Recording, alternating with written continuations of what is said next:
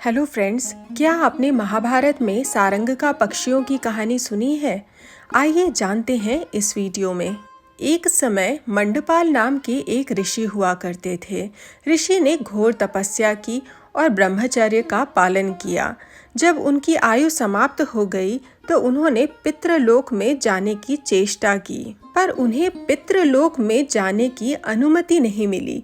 माना जाता है कि पितृलोक में जाने के लिए आपका पुत्र होना आवश्यक है, क्योंकि उस लोक में जो भी जाता है उस मनुष्य के ऊपर कोई न कोई ऋण अवश्य होता है और उसका वही ऋण उसका पुत्र चुकाता है। मंडपाल ऋषि ने सोचा कि किस प्रकार वो ज्यादा से ज्यादा पुत्रों को जन्म दें ताकि वो पितृलोक में जा सके। उन्हें एहसास हुआ कि अगर वो एक पक्षी का रूप धारण कर लें तो वो कम समय में ही ज्यादा पुत्रों को जन्म दे सकेंगे। इस कारण से उन्होंने सारंग का पक्षी का रूप धारण किया और उन्होंने जरिता नाम की एक पक्षी से संबंध बनाया।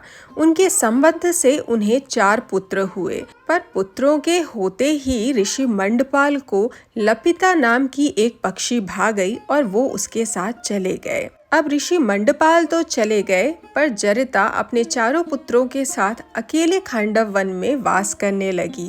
पिछले वीडियो में मैंने बताया था कि किस प्रकार अग्निदेव ने पूरे खांडव वन को भस्म कर दिया था। जब खांडव वन में आग लगी तब ऋषि मंडपाल को यह एहसास हो गया था कि उनके पुत्रों का भी जीवन खतरे में है। अपने पुत्रों की रक्षा के लिए ऋषि मंडपाल ने अग्निदेव से विनती की और अग्निदेव ने भी ऋषि मंडपाल की विनती स्वीकार कर ली। उधर अग्नि को देखकर जरिता अपने बच्चों के लिए चिंतित हो रही थी। वो समझ नहीं पा रही थी कि वो अपने बच्चों की रक्षा कैसे करे। वो चारों अभी उड़ने योग्य नहीं थे। जिस पेड़ पर उनका घोंसला था उसी पेड़ के तने में एक बड़ा गड्ढा था जिसमें एक चूहे का वास था। जरिता ने अपने बच्चों से कहा कि वो जाकर उसी गड्ढे में छिप जाएं, पर उनके पुत्र इससे सहमत नहीं थे।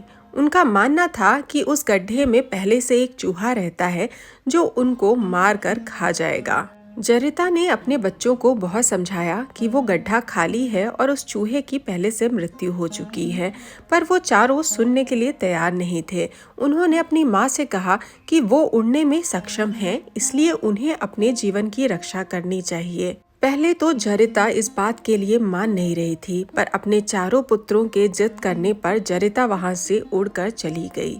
जब अग्निदेव ने पूरे खांडव वन को घेर लिया तब वहां से किसी भी जीव का निकलना लगभग नामुमकिन हो गया था। जो निकलने का प्रयास भी कर रहे थे उसे अर्जुन और श्री कृष्ण अपने शस्त्रों से रोक दे रहे थे। ऐसे में उन 4 सारंग का पक्षियों को ये विश्वास हो गया कि उनकी मृत्यु निश्चित है, पर अग्निदेव ने तो ऋषि मंडपाल को पहले से ही वचन दे रखा था कि वो उनके 4 पुत्रों को नुकसान नहीं पहुंचाएंगे। इसी कारण खांडव वन के उस भयानक आग से वो 4 सारंग का पक्षी भी बच गए। हमारे शास्त्रों और महाभारत से जुड़ी ऐसी ही कहानियाँ मैं इस चैनल पर लेकर आती रहूंगी। मैं इस चैनल पर एस्ट्रोलॉजी के भी वीडियोस शेयर करती हूँ। अगर आपको ये वीडियो पसंद आया तो वीडियो को लाइक और चैनल को सब्सक्राइब करना मत भूलिएगा।